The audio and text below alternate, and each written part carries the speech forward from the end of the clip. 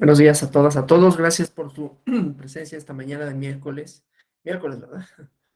¿Han visto la cuenta esta de Twitter que dice vaya semana es miércoles? Está una persona en un bar, es una caricatura. Sale Tintín, es un monito ahí que era medio famoso, ¿no? Entonces está como un capitán en un bar, está sobre la barra recostada y así se ve fatigado, ¿no? Tiene una cerveza y dice, ¿qué semana, no? Y Tintín le dice, capitán, apenas es miércoles, ¿no? Así está. A veces así son los miércoles, a veces no. No todos son tan así. Pero hoy yo sí pensé en esa caricatura, porque sí desperté algo cansado y dije así, oye, apenas es miércoles. Pero bueno, vamos a continuar con el curso de los derechos políticos en el sistema interamericano. Ayer habíamos hablado, hablamos un poco de la ciudadanía, ¿no? De estas premisas de la representación y la participación, la idea de representación efectiva, que creo que les comenté y en la que voy a ahondar un poquito, ¿no? Cómo las reconfiguraciones de la ciudadanía también tienen efectos, no solo en el ejercicio de derechos políticos, en su materialización, vamos a ver también su tutela, ¿no?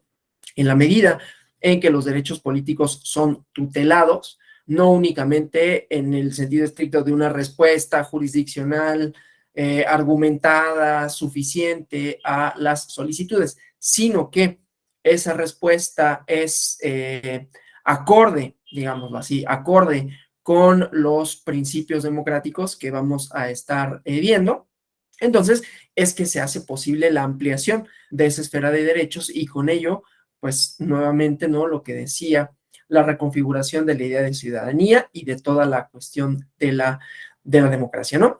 Entonces, bueno, vamos a seguir con los principios primero, luego vamos a hablar con algunas limitantes de los derechos políticos, porque pues desde luego que las tienen, y finalmente hablaremos de otros instrumentos de tutela y de por lo menos un caso, ¿no? El caso Petro, que tiene una importancia, podría hablar del caso Castañeda Guzmán, ¿no? Pero ese ya es como más viejito, ¿no? El caso Petro se pronunció en 2020, además de que tuvo efectos, ¿no? Para la política, porque es una de las razones por las cuales Gustavo Petro pudo ser presidente, bueno, puede ser presidente de Colombia, ¿no? Entonces tiene su importancia. Pero bueno, vamos a continuar con los principios antes que otra cosa. Entonces les comparto aquí la presentación, este principio democrático que ya habíamos visto. Déjenme ver acá, lo de siempre, ¿no?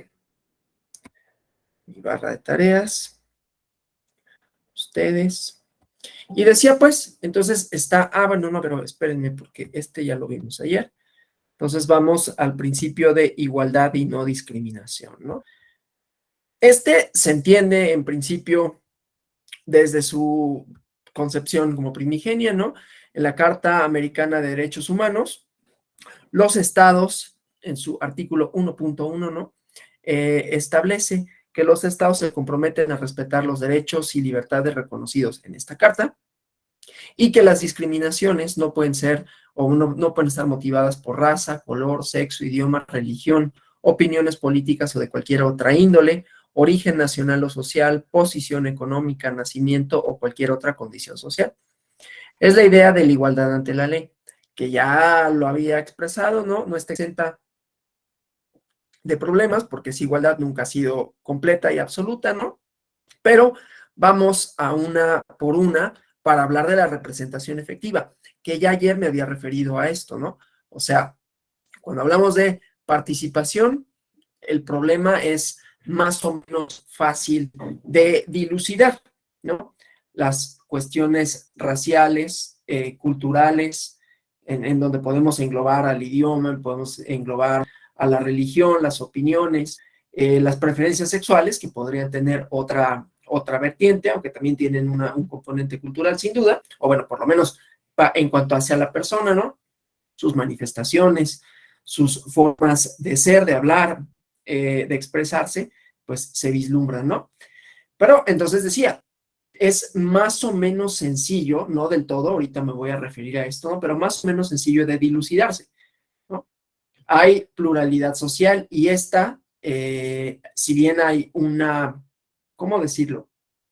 Si bien ha habido a lo largo del tiempo, y no solo en México, en todos lados, un statu quo, ¿no? Una élite, digamos, y con élite no solo me refiero a quienes están en el poder, sino una imagen, una representación, una idea de cuál es, valga la redundancia, el ideal ciudadano, ¿no? No solo en los términos de la virtud, no solo en los términos morales en los que hablábamos ayer, sino también, y esto es una desgracia, pero así es, o ha sido una desgracia, en términos estéticos, ¿no?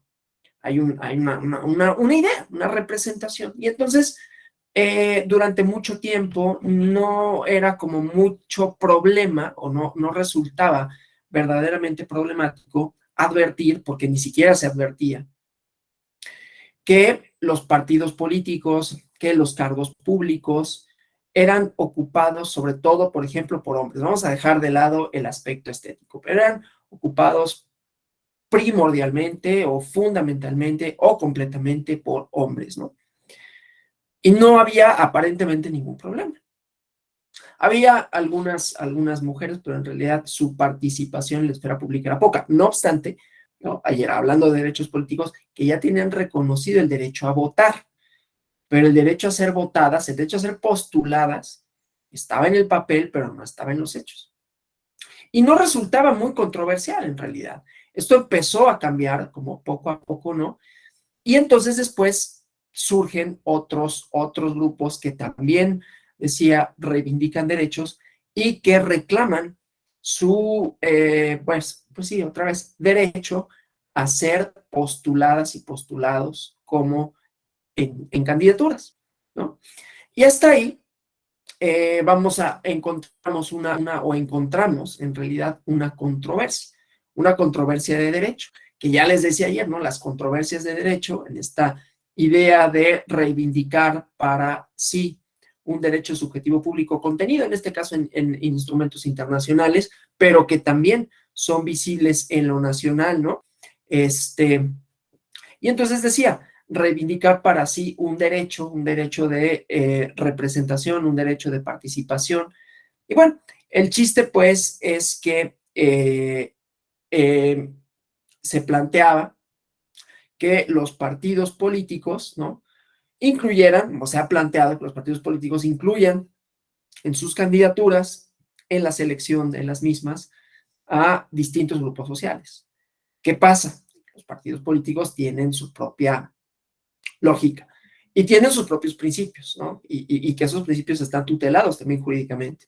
Uno de los cuales es el principio de autoorganización, ¿no? O sea, vemos cómo tiene muchas dimensiones esta idea. Ahorita no solo es la representación y la participación, aunque se deriva de ella, sino también la asociación.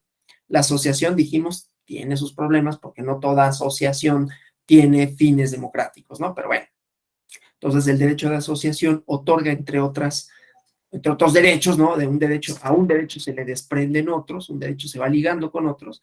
El derecho de asociación político-partidista trae aparejado el derecho de la autoorganización. Con algunas limitantes, lo exigen los distintos instrumentos nacionales e internacionales con relación a cuáles son los partidos políticos, sus finalidades y así sucesivamente. Pero bueno, la autoorganización implica, pues los partidos tienen finalidades diversas. Una de las cuales, solo digo, una de las cuales es ganar elecciones. No es necesariamente la principal, aunque habrá quien diga que sí. Yo creo que la principal es ser un mediador entre los cargos de representación y gobierno y la ciudadanía, con todo lo que eso implica. Y claro, participar y la posibilidad de ganar, pero no es un fin en sí mismo. Habrá quien esté en desacuerdo conmigo y quizás tengan razón en estarlo, pero bueno, eso es independiente. El chiste es que hay un principio de autoorganización y en ese principio de autoorganización está la posibilidad de elegir candidaturas. ¿Con qué criterios se eligen las candidaturas? Pues ahí sí, ¿no? En ese sentido, se elegirán con el criterio de cuál candidatura le resulta a la agrupación política, al partido político. ¿De qué se trata? Mayor rentable electoralmente, o no, ¿eh? Habrá algunos que sean, no, pues lo que mejor represente a la militancia, lo que mejor, y habrá distintos criterios, pero sí podemos pensar que es una de las variables, quizás la más importante, para seleccionar candidaturas. Y esto choca con la idea o con el reclamo de derecho subjetivo público de decir, pues sí, pero los partidos políticos, al ser, como había mencionado, mediadores, o sea, vean cómo se vinculan los derechos políticos el uno con el otro. Ahorita estoy hablando de derechos políticos en general, están contenidos en instrumentos, están en el artículo 23, ¿no?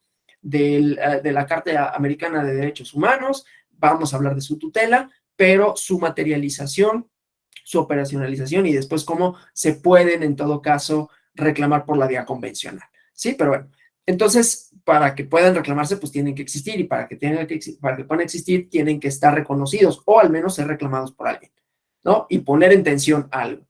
Y entonces, en ese sentido, decía, al derecho de asociación se le apareja, se le deriva, se vincula con el derecho de la libre determinación de los partidos o autodeterminación.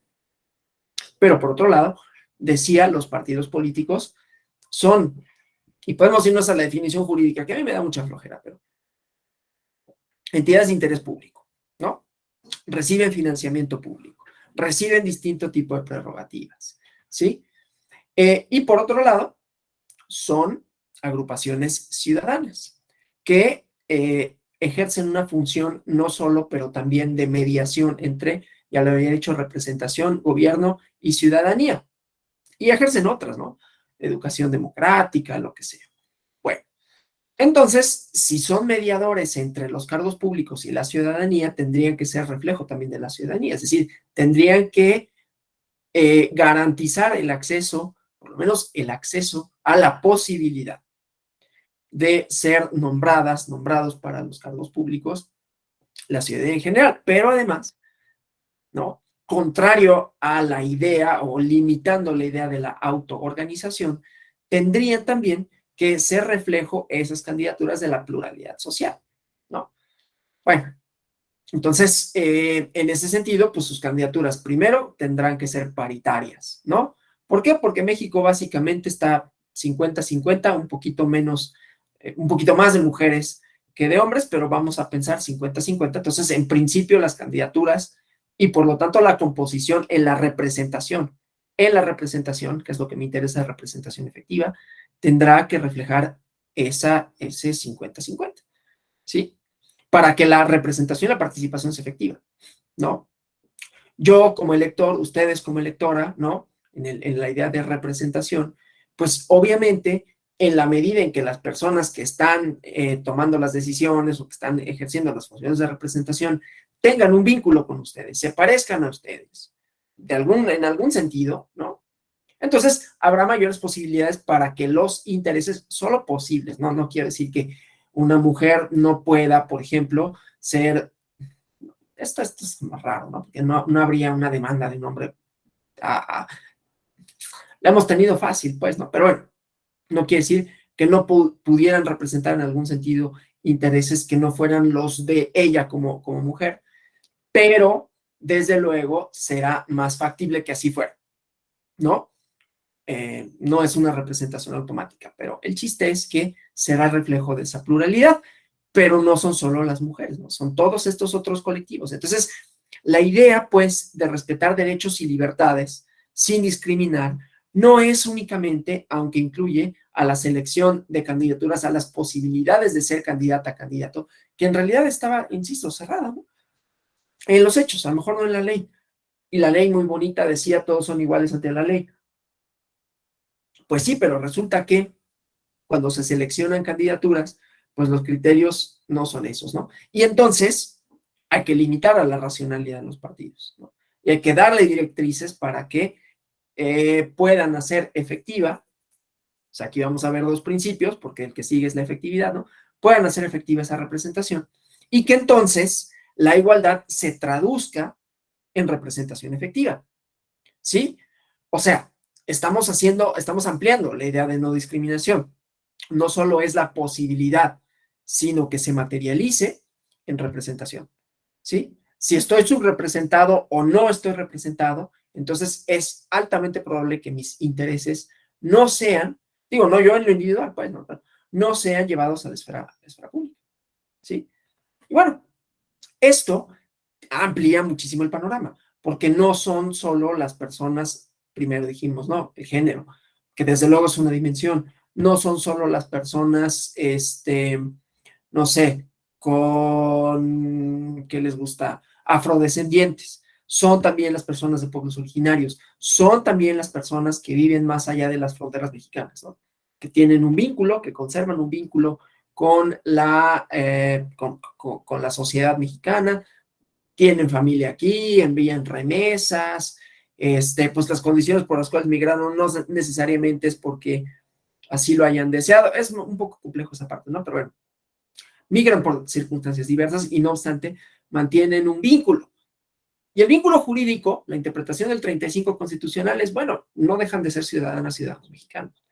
Pero además, eso les posibilita votarlo, pero además, al mantener esta relación, al tener un estatus de no necesariamente de derechos políticos, ni derechos sociales, ni derechos de ningún tipo protegidos en Estados Unidos, tutelados, digo, porque es donde mayoritariamente vive la población mexicana, entonces tiene sentido que tengan representación y que haya alguien, ¿no? Que conociendo sus circunstancias, que siendo sensible a las mismas, ¿no? Sabiendo cómo es esa realidad, los puede representar, ¿sí? Podré ser sensible yo, pues a lo mejor, pero yo no lo vivo, yo no soy parte de esa comunidad y entonces sería tanto como, ay, gracias, ¿no? Gracias siempre a los hombres blancos de 35 a 50 que vienen a salvar el mundo y que son los que entienden todo y los que pueden tomar todas las decisiones. Entonces, eso ya contraría la idea de pluralidad y desde luego contraría la idea de discriminación. Oye, pero yo no te estoy discriminando porque yo voy a velar por tus intereses, pues sí me estás discriminando porque no necesariamente lo vas a entender. Y tú vas a entenderlo desde tu posición y vas a hacer valer esos derechos desde lo que tú crees que yo necesito, no desde lo que yo necesito, ¿no? Y entonces esa es la pluralidad, esa es la heterogeneidad que la ciudadanía democrática precisa. Otra vez, como decía ayer, ¿no? No solo, todas las opiniones son bienvenidas, cosa que no es cierta, sino, también es todos, todas, con sus excepciones, tendrán que estar representadas para que la pluralidad no sea solo de ideas, sea pluralidad social, con todas estas dimensiones, ¿sí? Entonces, en la Declaración Americana de los Derechos Humanos y Deberes del Hombre, dice así, que yo puse todas las personas, ¿no? Pero en el preámbulo dice, todos los hombres nacen libres e iguales, en dignidad y derechos. Es la declaración, insisto, es problemática, luego hay textos, ¿no? Que dicen, cuando la idea de la universalidad de los derechos humanos, pues ha seguido una trayectoria histórica muy distinta a esto, pero ahorita vamos a decirlo así, ¿no? Y desde luego la igualdad ante la ley, ¿no? Invocando jurisprudencia europea, la Corte Interamericana ha hablado sobre este principio de igualdad y no discriminación que dice, tiene un carácter fundamental para salvaguardar los derechos humanos, tanto en el derecho internacional como en el derecho interno, ¿no? Es un principio de derecho imperativo y es discriminatoria una distinción que carezca de justificación objetiva y razonable, ¿sí? Vamos a ver que sigue habiendo distinciones, eso lo dijimos desde ayer, cuando hablamos de ciudadanía y de los derechos y de todas sus trayectorias y todo, pues siempre hay distinciones, ¿no? Siempre la condición ciudadana tiene esta idea, por un lado, de relacionalidad, ciudadano con relación a otros, y por lo tanto, de delimitación. Se acordarán que ayer una de las láminas hablaba del caso Yatama contra Nicaragua, ¿no? Y de acuerdo con los criterios desarrollados en estas opiniones consultivas, igualmente se establecía que el principio de la protección igualitaria y efectiva de la ley, de la no discriminación, es un dato sobresaliente en el sistema de tutela de los derechos humanos, ¿no? Que está desarrollado por la jurisprudencia, por la doctrina internacional, y que en esta, digamos, evolución, transformación, a mí no me gusta mucho decir evolución. Evolución es como una línea así recta, ¿no? Y siempre es para mejor y eso no sucede necesariamente así. Pero bueno, entonces en esta transformación de derecho internacional, el principio fundamental de igualdad y no discriminación ingresa en el dominio del jus cogens, ¿no? y sobre él descansa el andamiaje jurídico de orden público nacional, internacional, y tiene que permear todo el ordenamiento jurídico. Es un principio que tiene un carácter fundamental para la salvaguarda de los derechos humanos, tanto en el derecho internacional como en el interno. Es un principio, decía, de derecho imperativo, y entonces los estados tienen la obligación de no introducir, el correlativo del derecho, ¿no? O sea, tengo un derecho, o se reconoce en un instrumento nacional e internacional un derecho, y esto tiene un correlativo de decir, y entonces, por lo tanto, delimitamos qué no se puede, cómo no se puede limitar.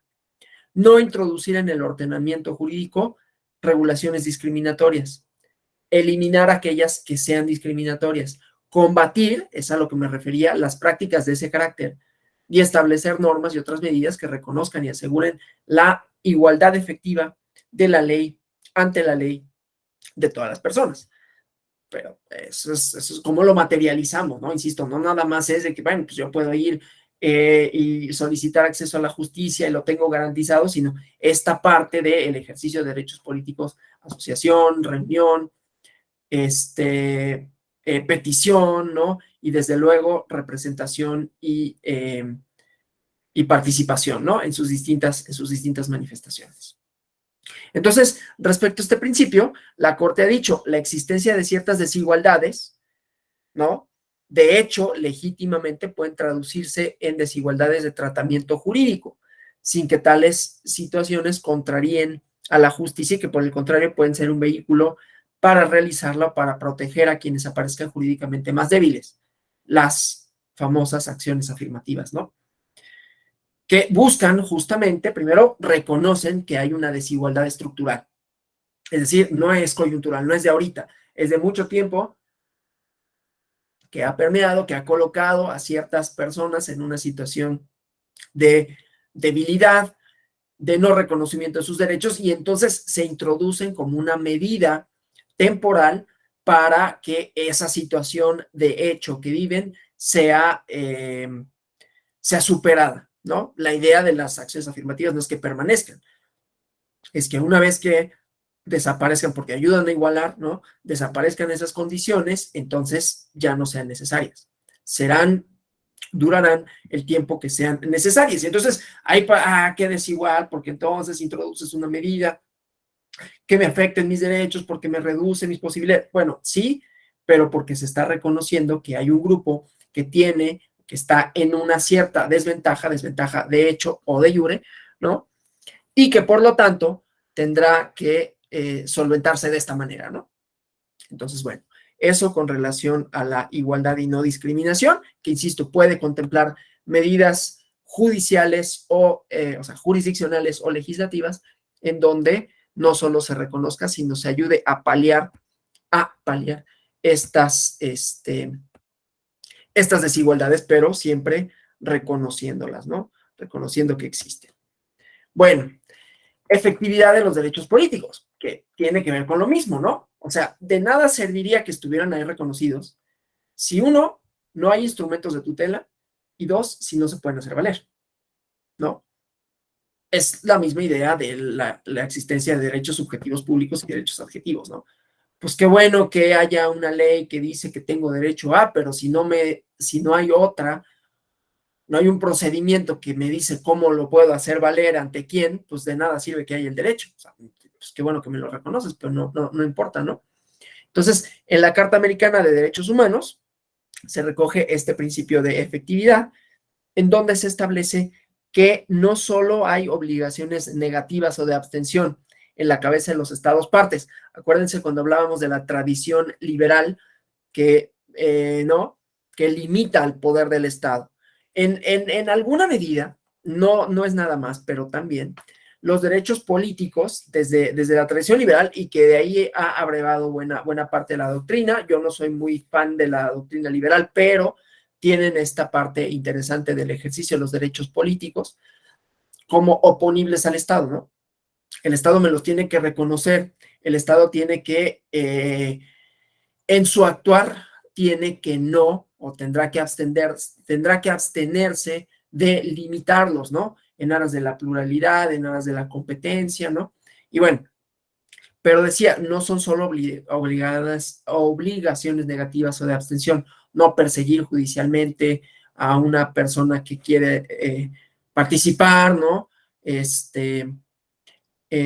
No dejar de permitirle el derecho de asociación, de manifestación de ideas, y decía, pues, ser objeto de persecución por esto, sino que también positivas, obligaciones positivas, garantizar, pues, el goce y ejercicio de los derechos. Por eso decía, las medidas, las acciones afirmativas tienen esta dimensión, lo hacen efectivo. De nada sirve que me digan que soy igual ante la ley, no yo en lo individual. De nada sirve que, no, insisto, no es que yo esté diciendo que yo, porque yo la tengo fácil y la he tenido fácil en la vida. Y pues así es la vida. Yo no estoy diciendo ni que esté bien, ni que esté de acuerdo, pero así es, ¿no?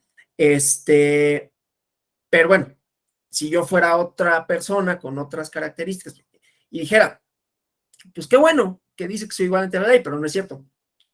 No es cierto, ¿no? No estoy representado. Mi grupo social sigue siendo discriminado en los hechos y en la práctica, ¿no? Entonces nada sirve. Entonces hay que garantizarlo y decía, adoptar medidas necesarias para hacerlos efectivos, aun si esas medidas son acciones afirmativas que impliquen que en algún momento se rompe esa situación de igualdad para favorecer a los desfavorecidos, ¿no? Entonces, aún en ciertas condiciones, inclusive, se pueden tomar medidas para hacer efectivos los derechos contra particulares o frente al accionar de particulares, ¿no? Entonces, toda violación, por lo tanto, toda violación por acción o por omisión al derecho político contemplado en la Carta Americana de Derechos Humanos se relaciona con la obligación general de respetar y garantizar el ejercicio de los derechos, ¿no? De adoptar medidas efectivas, entre ellas las que están normadas en el Pacto de San José de Costa Rica, ¿no? Más adelante, cuando me refiera de manera más concreta a la tutela, veremos que hay otros instrumentos internacionales en donde también se reconocen derechos políticos, ¿no? Pero bueno, entonces la Corte ha reiterado que el reconocimiento formal de los derechos no basta, ¿sí? Es como la premisa del día de hoy, ¿no? Pues qué bueno que estén, qué bueno que la ley diga, qué bueno que el discurso político diga, pero se materializan sí, no y cómo, ¿no? ¿De qué manera? ¿Con qué otros principios, con qué otros derechos chocan y cómo se le da preferencia a esta idea, ¿no? De representación efectiva, que insisto, es el pilar de una democracia que tiene como fundamento la idea, y voy a volver a decirlo, de la ciudadanía democrática que tiende o tendería a reflejar la pluralidad social, que es divergencia de ideas, divergencias culturales y la heterogeneidad en las manifestaciones de la persona, ¿no? En lo individual y en lo colectivo. Bueno,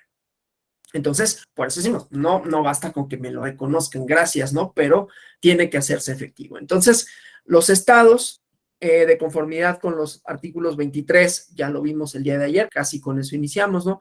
24, 1.1 y 2 de la Convención Interamericana de Derechos Humanos, tienen la obligación de garantizar el goce de derechos políticos, ¿no? O sea, regular el ejercicio de estos derechos y su aplicación, que sean acordes al principio de igualdad y no discriminación. Puse algunos ejemplos de cómo, y deben adoptar medidas necesarias para garantizar su ejercicio pleno. Esta obligación de garantizar no se cumple con la pura expedición normativa, ¿no? Que dice, requiere que el Estado, requiere que los estados adopten medidas necesarias que garanticen, ¿no? El pleno ejercicio, tomando en cuenta la situación de debilidad, de desvalimiento en que se encuentran los integrantes de ciertos sectores o grupos sociales, ¿no? Esto que les comenté viene en la sentencia de Yarama contra Nicaragua, ¿no? Y dice también, ¿no? Que entre otros derechos políticos, el artículo 23 protege el derecho a ser elegido, ¿sí? Y que supone que el titular de los derechos tiene la oportunidad real de ejercerlos, para lo cual tiene que adoptar el Estado medidas efectivas que garanticen las condiciones necesarias para su pleno ejercicio, ¿no? Bueno, esta argumentación también la encontramos en el caso Castañeda Goodman contra Estados Unidos Mexicanos, ¿no? Luego, la obligación de garantizar el libre, el pleno ejercicio de los derechos humanos no se agota con que haya un orden normativo en donde adjetivamente, ¿no?, me permita cumplir con esta obligación. Hay otro correlativo, ¿no? O sea, ya dijimos derechos subjetivos y derechos adjetivos, medios para hacerlos eficaces, pero también es necesaria una conducta gubernamental que asegure la existencia en la realidad, en los hechos, ¿no?, de una eficaz garantía del libre y pleno ejercicio de los derechos. Volvemos al punto de ayer, ¿no? La democracia no son solo pesos, contrapesos y una arquitectura jurídica o ingeniería jurídica. A mí me gusta arquitectura porque está más bonito, ¿no? Es estéticamente, pero es intrascendente, irrelevante. Pero decía, entonces una arquitectura jurídica que cimente la existencia de los derechos, que los plasme, ¿no? Sino que también reconozca conflicto y que haya tribunales, autoridades en general, pero tribunales en lo particular, que cuando diriman las controversias se aseguren de que los valores democráticos, entre ellos esto de la pluralidad en el sentido más amplio posible, sean eficaces, ¿no? Y esto es lo que reconfigura la idea de democracia por la preponderancia que pueden llegar a adquirir los tribunales, ¿no? Que tienen la facultad de inaplicar leyes, que pueden reconvenir, bueno, limitar el poder del Ejecutivo y así sucesivamente, ¿no? Entonces, son de alguna manera quienes tienen la mayor responsabilidad para el funcionamiento democrático, ¿no? En algún sentido, siempre y cuando haya la existencia de un conflicto que no sea equilibrado, digamos, entre el poder y las personas, ¿no?, incluyendo los partidos políticos. Entonces, en el ámbito de los derechos políticos, esta obligación de garantizar es especialmente relevante, ¿no? Y se concreta estableciendo aspectos organizativos, institucionales, en los procesos electorales, a través de la expedición de normas, la adopción de medidas, ya hablé otra vez de las acciones afirmativas, ¿no?, que por sentencia, inclusive, o sea, hasta ahí llega, hasta allá llega la intervención del judicial, ¿no?, de los poderes judiciales. No es que la acción afirmativa necesariamente tenga que estar legislada, ¿sí? Su efectividad no nada más deriva de la ley, deriva, dado que los instrumentos internacionales y la propia Constitución contienen principios organizativos, ideas democráticas de convivencia, entonces se pueden hacer extensivos para que haya una obligación no legislativa, pero sí jurisdiccional, que no se derive de una legislación, sino inclusive a falta de la misma, para que se atienda esto, ¿no? Entonces, puede ser expedir normas, ¿no? Pero puede ser mediante órdenes jurisdiccionales de tribunales competentes para ello, para que se puedan instrumentar derechos y oportunidades todos los que reconoce el artículo 23 de la Convención, ¿no? Sin esa acción del Estado, los derechos a votar y ser votado no podrían ser ejercidos, ¿no? Ser votada. Los derechos políticos y también otros derechos previstos en la Convención, el derecho a la protección judicial, ¿no?, son derechos cuya eficacia no puede ser simplemente en virtud de que haya normas, ¿no? No necesito reiterarlo, aunque ya lo he hecho mucho, ¿no? Porque por su misma naturaleza serían inoperantes sin toda una detallada regulación normativa o inclusive habiéndola sin un aparato, ya no nada más la ley, ¿no?, sino un aparato burocrático, personas, ¿no?, que lo entiendan, que lo apliquen y que cumplan con esta función, ¿sí? O sea, es un complejo aparato institucional, económico, humano que les dé eficacia, ¿sí? Lo cual pasa, desde luego, por la capacitación de los recursos humanos de las personas que ahí están, ¿no? Desde luego, si no hay códigos, si no hay leyes electorales, registros de electores, partidos políticos, medio de propaganda, movilización, centros de votación, juntas electorales, fechas, plazos para el ejercicio del sufragio, no se puede ejercer, ¿no? Sí es importante, por eso lo dije, la arquitectura jurídica, pero no basta con eso. Aún con todo eso, la efectividad puede verse mermada si no hay condiciones para que todas y todos puedan ejercer y gozar de los derechos de manera equitativa, ¿no? Entonces, a una falta de legislación, puede introducirse elementos por la vía jurisdiccional que equilibren esas circunstancias, ¿no? En este caso, Yatama, la Corte reafirmó que resulta indispensable que los estados o que el Estado genere condiciones, mecanismos óptimos para los derechos políticos, para que puedan ser ejercidos de forma efectiva, ¿sí? El derecho a una participación política efectiva, entonces, significa que la ciudadanía tiene no solo el derecho, sino la posibilidad de participar en la dirección de los asuntos públicos, ¿sí? Entonces, de acuerdo con la Corte Interamericana, los derechos políticos no solo están previstos en el artículo 23, ¿no?, de la Carta Americana de Derechos Humanos como derechos, sino también como oportunidades, ¿no? Y de esto deriva la obligación de los estados de garantizar con medidas positivas, otra vez, ¿no?, acciones afirmativas, que toda persona que formalmente sea titular de derechos políticos tenga posibilidades reales de ejercerlos. Entonces, la importancia en la vigencia, la importancia central en la vigencia de los derechos políticos hace que estos no sean susceptibles de suspensión en ningún momento. Recordarán en el COVID, ¿no?, que había la posibilidad, y en algunos lugares pasó, ¿no?, que se suspendían garantías, que se suspendían derechos, ¿no? Esta idea del 29, aquí no pasó, pero el 29 constitucional y las medidas restrictivas, ¿no?, y la posibilidad inclusive de hacer uso de la violencia para garantizar la paz social, la estabilidad, los contagios, lo que fuera, pero los derechos que no pueden restringirse bajo ninguna circunstancia son los derechos políticos, ¿no? Sí hubo procesos electorales que fueron pospuestos, ¿no? En Coahuila pasó, por ejemplo, ¿no? Tenían un proceso electoral, pero se reanudaron los procesos electorales, ¿no? Bueno, eso solo decir, están prohibidos su suspensión, así como las garantías judiciales para su protección. Y en Hidalgo también, en Coahuila y en Hidalgo. Bueno, limitaciones, es que se me había olvidado el otro estado. Limitaciones a los derechos políticos. Déjenme avanzar en la presentación. Ya saben, ¿no? Si hay algún comentario, pregunta, cuestión, abren el micrófono, el chat. Yo aquí por eso cambio pantallas para poderles ver, ¿no? Entonces, si hubiera alguna cosa, pues me pueden decir, ¿no? Sí. Maestro, doctor, buen día. Nos comentaba dos puntos que en relación a la representación de la ciudadanía. El primero nos decía que el reconocimiento de ellos formales no basta y pues cómo se tiene que hacer efectivo esta representación. Ya se ha hecho modificaciones para integrar a estos grupos vulnerables. Solamente cree que pueda quedar con lo que es la propuesta de las candidaturas.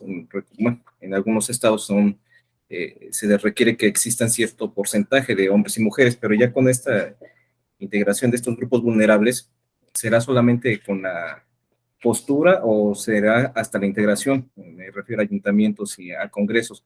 Sí me gustaría saber su punto de vista en torno a este tema que nos ha desarrollado. Gracias, maestro. No, gracias, al contrario, no, por supuesto, tiene que hacerse extensiva a todo, ¿no? Porque los cabildos también son órganos de representación y de decisión, ¿no? O sea, a todos los niveles, y además, en cada municipio hay una composición propia, ¿no? No podemos pensar, a ver, esto lo voy a decir así como, esta es una posición que es propia, es una idea mía, ¿no? No refleja ninguna posición institucional. No podemos pensar que toda la República Mexicana es Coyoacán, ¿no? A veces pareciera que sí es así, ¿no? O bueno, Coyoacán, no sé, Benito Juárez, ¿no? No es así.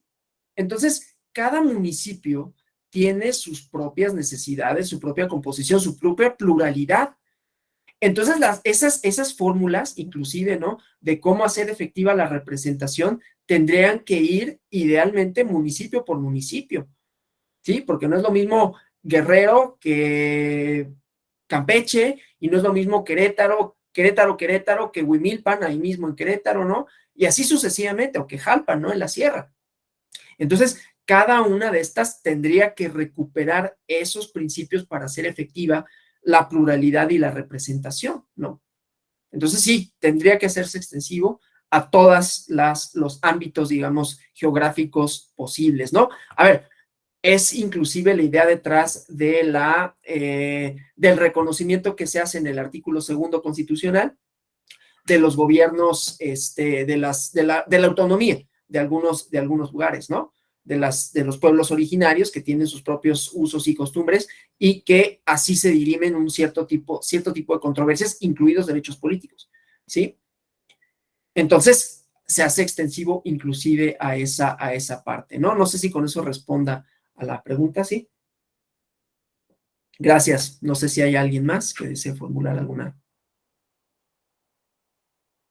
Bueno, entonces vamos a esta parte de las limitaciones, que sí existen, desde luego, ¿no? Entonces, déjenme, ay, ¿dónde estoy? Acá está. Entonces, bueno, en el propio artículo 23 de la Carta Americana de Derechos Humanos se establece que las leyes sí pueden reglamentar el ejercicio, las oportunidades de los derechos políticos, pero los criterios solo pueden ser edad. La idea general es los 18 años, ¿no? Que no hay una lógica, en realidad es una cosa mucho más, como dicen, random de lo que uno piensa, ¿no? ¿Por qué 18 y no 19? ¿Por qué no 20 o 21? La idea es muy loca, ¿no? El 18, el siglo XVIII es el siglo del iluminismo, es la ilustración. Escribe Kant una filosofía que se llama filosofía de la historia, y se llama filosofía de la historia, que es la ilustración, y da una serie de argumentos en torno a qué significa, y por ahí dice, ¿no? Se implica llegar a la mayoría de edad, siglo XVIII, ¿no? Es una cosa así tan arbitraria como eso. Entonces es la edad del iluminismo, y de ahí viene. Pero bueno, la edad.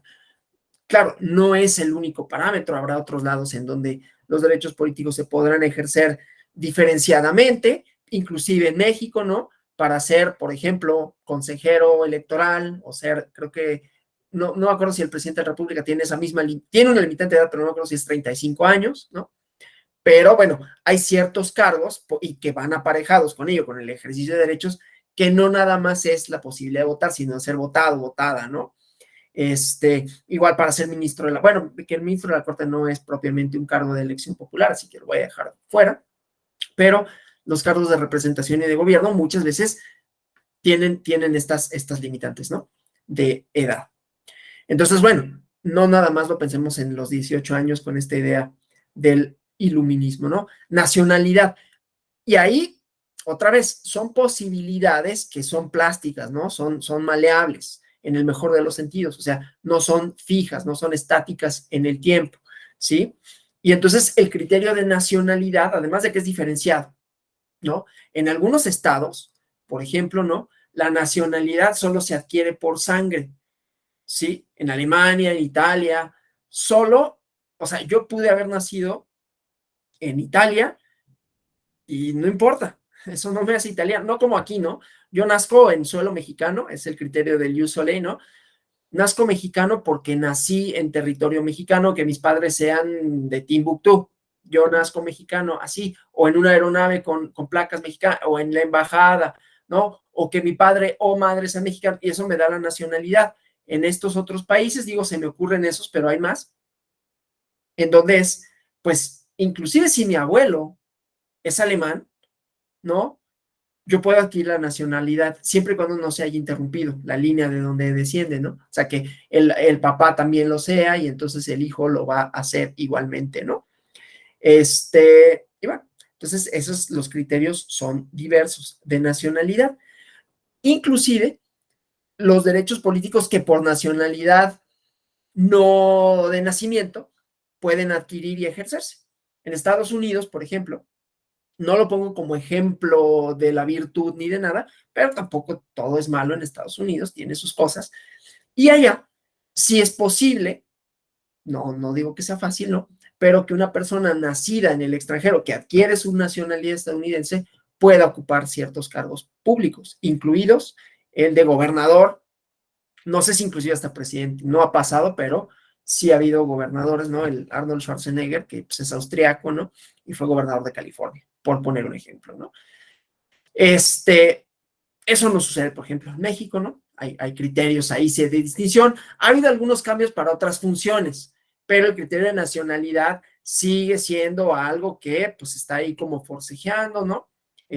Ya se ha resuelto que naturalizados mexicanos o mexicanas puedan ocupar algunos cargos en la función electoral para la jornada electoral, ¿no? Pero pues siempre está esta cosa de la vinculación con otro país que puede poner o puede suponer un conflicto de intereses en algún momento y así sucesivamente. Pero bueno, entonces la nacionalidad como criterio, que insisto, no es un criterio estático, fijo, ni igual para todos, ni en su adquisición, ni en las restricciones que puede resultar. Y habrá países, no sé si los haya, pero que no pongan ninguna restricción, no creo, pero los podría haber en ese sentido, ¿no? La residencia, que es lo mismo, ¿no? Ustedes habrán escuchado la idea de la residencia efectiva. Y esto se vincula a lo mismo, a la representación, ¿no? Si yo quiero ser candidato, no quiero, pero si quisiera ser candidato a, no sé, a diputado por mi alcaldía, ¿no? O federal, por el distrito que le corresponde, pues lo primero que tengo que acreditar es que tengo una vinculación con ese lugar, ¿no? Que tengo un cierto tiempo, porque pues así voy a conocer las necesidades, voy a conocer la gente, pues más o menos me ubicará o no, pero por lo menos voy a saber cómo se vive en ese lugar, ¿sí?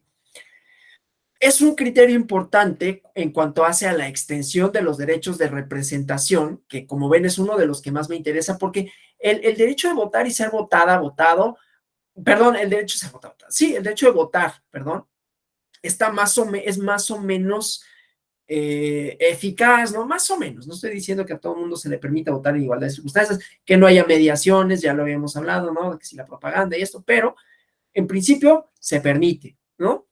No hay demasiado, sí ha sido difícil en términos de instrumentalizarlo en el extranjero, ya lo veremos, ¿no? Pero la parte que más me interesa es la representación, porque ahí es donde se materializa de manera más concreta la idea de la pluralidad social, que como ven es el eje principal de las clases, ¿no? Bueno, de este módulo, desde mi punto de vista, ¿no? Entonces la residencia me vincula. Y entonces cuando vemos la cuestión de los representantes o las representantes más allá de las fronteras, pues también esa persona tendría que acreditar dos cosas. Una, que pertenece a la comunidad mexicana residente en Estados Unidos, pero otra, perdón, que tiene un vínculo, que mantiene un vínculo también con México, ¿no? Entonces, el criterio de residencia, como la edad, como la nacionalidad, tampoco es una camisa de fuerza. Puede serlo, o sea, sí es un requisito que implica, insisto, una vinculación para con la comunidad que se va a gobernar y o representar, pero que puede tener estas otras dimensiones, ¿no? Ha habido muchos abusos con eso, yo no digo que no, no me voy a meter ejemplos, ustedes los conocerán. El idioma, bueno, el idioma, fíjense, cómo no lo puse, y ayer que lo estaba leyendo dije, voy a poner, es bien importante, ¿no? Hay bueno, hubo un presidente en Bolivia, previo a Evo Morales, que no hablaba español casi.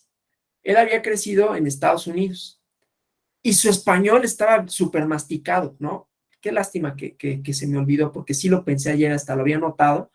Solo quería mostrarles en una entrevista, ¿no? Hablaba, lo digo con todo respeto, ¿no? Pero hablaba como pues como gringo que habla español, que no es que hablen mal, pero se escucha el acentote, ¿no? Y en realidad sí como que no lo habla bastante bien. O sea, no solo era como una persona, bueno, un gringo esforzándose en tener un acento más o menos pulcro. Era una persona que batallaba con el idioma. O sea, eso me pareció un poco absurdo, aunque se entiende por los tiempos en donde estaba, porque pues, es un presidente que pues, lo puso la CIA, ¿no? Pero bueno, el chiste es que el idioma es una manifestación cultural que te vincula igualmente, ¿no? Claro, aquí podremos decir, bueno, sí, pero México con esto del idioma oficial, ¿no? Pues estamos dejando de lado a personas cuyo idioma no es el español y no por ello no se les tendría que dejar de reconocer derechos políticos, es que decir, son mexicanos. Sí, pero estaban antes, ¿no? O sea, son algo que está pues incluido porque así es la vida, ¿no? Porque llega el Estado y te impone, ¿no? Una serie de cosas. pero que eran previos a, y que tienen idioma y que tienen manifestaciones culturales. Pero bueno, el idioma sí es un vínculo simbólico, ¿no? Que implica pertenecer a una comunidad, ¿no? Y que ese pertenecer a una comunidad supone, ¿no? No solo el idioma español, ¿no? Sino una forma de hablar del idioma español, un uso de las palabras, que si eso apareciera como una, ¿eso qué importa, no? Pero es un vínculo, insisto, un vínculo simbólico, ¿no? Un vínculo de significado que establece una relación de proximidad, ¿no? La instrucción. Habrá algunos cargos para los cuales sea importante, ¿no? Contar con alguna grado académico. Desde luego, no siempre, ¿no? La representación no sucede así. A ver, estas limitantes son las que pueden suceder, que no quiere decir que tengan que estar, pero que en todo caso solo podrán ser estas, ¿no? Y estamos dando como algunos porqués, ¿no? Capacidad civil, mental o condena por juez competente, ¿no? La capacidad para ejercer algunos derechos o la incapacidad por lo mismo, ¿no? Entonces, por juez competente en proceso penal, cuando se trata de limitación de derechos, o capacidad o incapacidad para suscribir algunos contratos, ¿no? Entonces, estas limitaciones que, digo, esto ya creo que la parte de la capacidad o la incapacidad es más o menos clara, también se ha ido modificando, ¿no? Hasta dónde la incapacidad, porque no necesariamente la incapacidad es siempre, o las distintas capacidades siempre son limitantes, podrán no serlo, hay un caso en España, ¿no?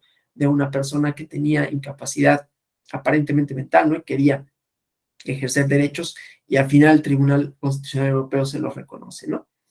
Pero bueno, porque aquí era la parte de los puede ejercer por ella misma, sí o no, y si no los puede ejercer por ella misma, pues entonces no está ejerciéndolos como persona titular de derechos y los ejerce alguien más, ¿no? Que esa es la idea, pues, de los límites al ejercicio de derechos por falta de capacidad mental, ¿no? Cuando la hay.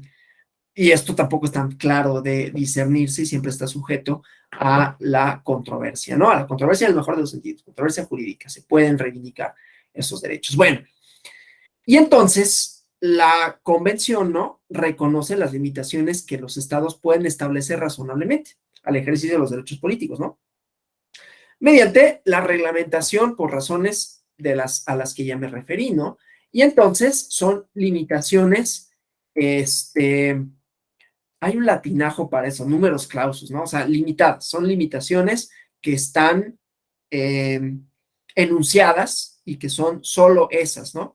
Toda otra causa, eso es a lo que quiero llegar, toda otra causa que limites, que es limitaciones limitadas, ¿no? O sea, son restricciones que solo pueden ser esas. Cualquier otra que limite el ejercicio de los derechos de participación política igualitaria que consagra la convención es contraria y en consecuencia violatoria de las obligaciones internacionales del Estado de que se trate bajo dicho instrumento, ¿sí? Entonces, bueno, en la convención este reconocimiento de los derechos se completa con el reconocimiento además de sus límites y que en el artículo 30 prohíbe la aplicación de medidas restrictivas con propósitos distintos, ¿no? Ya luego la jurisprudencia ha ido receptando, ¿no? La legitimidad de otras restricciones no contempladas expresamente en el artículo 23. Entonces, el término exclusivamente se puede interpretar como prohibición de otras restricciones no contempladas. Por ejemplo, en el caso Castañeda Guzmán, ¿no? Que es uno de los más relevantes en materia de derechos políticos, cuando se evaluó la legitimidad de la negativa de las autoridades mexicanas a inscribir una candidatura independiente, dijo la Corte, no es posible aplicar al sistema electoral que se establezca en un estado solamente las limitaciones del párrafo 2. De esta forma, y la interpretación que se da en esa sentencia del artículo 23 de la Convención Americana, dice, tiene que ser sistemática, armónica, de modo que no es posible dejar de lado el párrafo primero. Recuerden que uno de los criterios del principio democrático es que la posibilidad de las interpretaciones armónicas y sistemáticas y funcionales, ¿no? que no sean el artículo en su individualidad, sino con otros, inclusive otros instrumentos internacionales.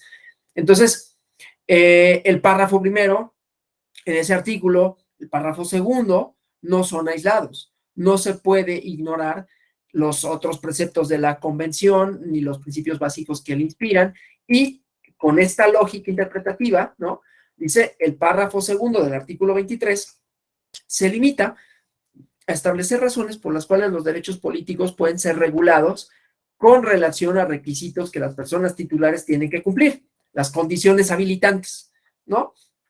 Y la ley las puede imponer para ejercer los derechos políticos. Esas condiciones habilitantes, como puede ser la edad, ¿no? O en el caso, en su momento, de pertenecer a un partido político, ¿sí? Y entonces tienen como propósito único estas condiciones habilitantes evitar la posibilidad de discriminar contra individuos en el ejercicio de sus derechos políticos. Entonces, las restricciones basadas en esos criterios son comunes en las legislaciones electorales nacionales, prevén el establecimiento de edades mínimas para votar y ser votado, ciertos vínculos con el distrito electoral donde se ejerce el derecho y otras regulaciones, ¿no? Siempre y cuando no sean desproporcionadas y irrazonables, ¿no? Solo podrán ser representantes de una entidad federativa. Chiapas, los que nazcan ahí, ¿no? Pues no, yo no nací ahí, no, yo pues, pero llevo 30 años viviendo, no, pues es que no naciste ahí. Y otra persona que sí nació, pero tiene 25 años sin vivir, sí puede, ¿no? Entonces, ahí no habría racionalidad, por ejemplo, ¿no? Sería no solo desproporcional, sería irracional. Son limitantes que legítimamente los estados pueden establecer para regular, perdón, estoy hablando muy rápido, el ejercicio y goce de los derechos políticos. Entonces, para que los derechos políticos puedan ser ejercidos, la ley necesariamente debe establecer regulaciones que van más allá de las que se relacionan con ciertos límites del Estado para restringir esos derechos, ¿no? Entonces, los estados tienen que organizar los sistemas electorales, establecer un complejo número de condiciones, de formalidades, para que sea posible el ejercicio del derecho de votar y ser votado, ¿no? Entonces, eh, no pueden tener eficacia, pues, simplemente en virtud de las normas que lo consagran, ya que, ya lo había dicho, ¿no? Por su misma naturaleza pueden resultar inoperantes si no hay una detallada regulación normativa o si no hay un aparato institucional, económico, humano que les dé eficacia, ¿sí? Entonces, en el caso al que nos referíamos, ¿no? Tiene que haber códigos, registros, partidos, medios de propaganda, fechas. Y entonces, en ese sentido, ¿no? La Corte Interamericana reconoce una interpretación del artículo 23 en donde establece el grado de autonomía que se tiene que otorgar a los estados para organizar sus instituciones políticas para dar efecto a esos derechos, para hacerlos efectivos, como el derecho a la participación política. Y entonces eso deja una amplia variedad de formas de gobierno. Ha resaltado que su función, su objetivo no es crear un modelo uniforme de democracia representativa, sino determinar si la legislación de un Estado infringe derechos humanos fundamentales. Entonces, el artículo 29 de la Carta Americana es la norma interpretativa general de las limitaciones, ¿no? Luego, en el caso Yatama contra Nicaragua, se hace la indicación de la previsión de la aplicación de los requisitos para ejercer los derechos políticos, que por sí mismos no constituyen una restricción indebida de los derechos políticos, ¿no? Esos derechos no son absolutos y pueden estar sujetos a limitaciones, como en el caso Castañeda Guzmán, ¿no? Donde dice, salvo algunos derechos que no pueden ser restringidos bajo ninguna circunstancia, como el derecho a no ser objeto de tortura o tratos o penas crueles, inhumanos, degradantes, los derechos humanos no son absolutos, ¿no? Los derechos políticos no son absolutos tampoco, porque pueden estar sujetos a limitaciones, siempre y cuando esta reglamentación observe principios de legalidad, necesidad, proporcionalidad en una sociedad democrática, ¿no? Pero, como salvaguarda del sistema, decía, el artículo 29 prohíbe lo que en el sistema europeo se titula abuso de derecho, ¿sí? O sea, la Corte aborda los supuestos, los estándares con los cuales los derechos políticos pueden ser restringidos. Entonces, para que una restricción sea legítima, tiene que estar en la ley. No debe ser discriminatoria, ¿sí? Esto tiene muchas aristas porque también la discriminación no es un concepto fijo. Es un concepto que tiene su temporalidad, su espacialidad, ¿no? La discriminación no es la misma aquí que en Guatemala, ¿no? Son diferenciadas también espacialmente, pues, ¿no? Se tiene que basar en criterios razonables, tiene que atender un propósito útil y oportuno que la forme, ¿no? Además, también ese propósito útil y oportuno tiene que volverla necesaria para satisfacer un interés público imperativo y tiene que ser proporcional con ese objetivo. Si hay varias opciones para llegar a ese fin, se tiene que escoger la menos restrictiva del derecho protegido y que sea mayormente proporcional con el propósito que se persigue, ¿no? Y la convención se limita a establecer determinados estándares dentro de los cuales, ya nos referimos a ellos, ¿no? Los estados legítimamente pueden y deben regular los derechos políticos, siempre y cuando, otra vez, esta reglamentación cumpla con requisitos con la legalidad, que el fin sea legítimo, necesario, proporcional, y entonces que sea, pues, razonable de acuerdo con los principios de la democracia representativa. Y bueno, tienen su desarrollo jurisprudencial, ¿no? Estos presupuestos y estos estándares del sistema interamericano.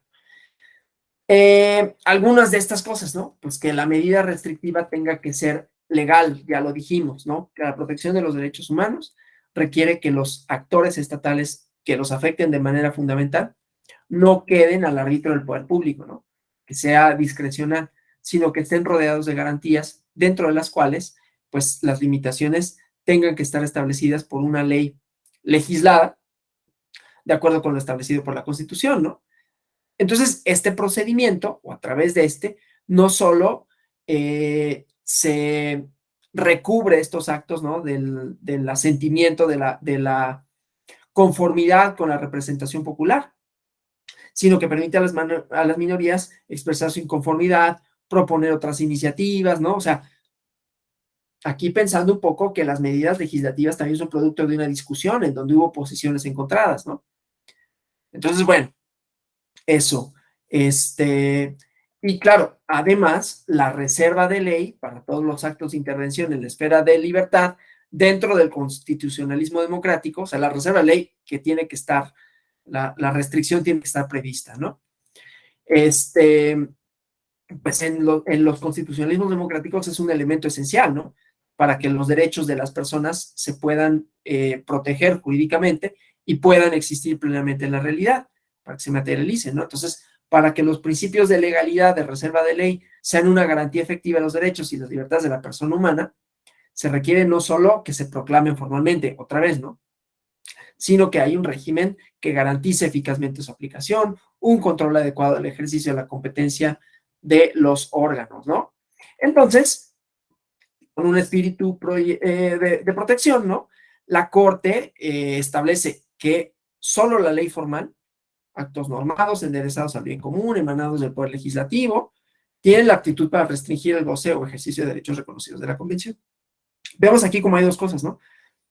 Para la protección de grupos vulnerables se pueden adoptar medidas legislativas y o jurisdiccionales, ¿no? Que establezcan condiciones que, por un lado, reconozcan que hay una situación que no favorece a un determinado grupo y medidas para favorecerlos temporalmente. Pero cuando se trate de restricciones, esas sí tendrán que estar legisladas. ¿Sí? Ahí está la diferencia entre uno y otro.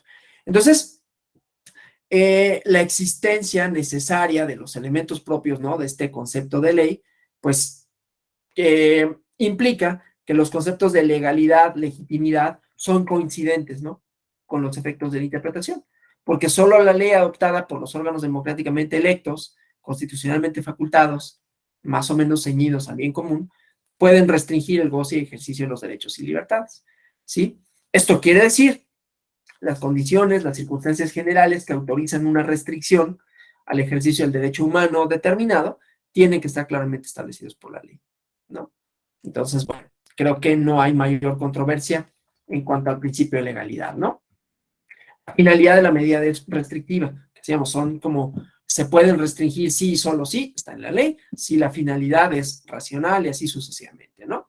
Entonces, aún en los casos en que la Carta Americana de Derechos Humanos reconoce este derecho, la posibilidad en ciertos supuestos de limitarse, En el artículo 30 de la Carta Americana de Derechos Humanos establece estas limitaciones, o que estas limitaciones no pueden ser dictadas sino por razones de interés general y aplicadas solo con el propósito para el cual fueron establecidas, ¿sí?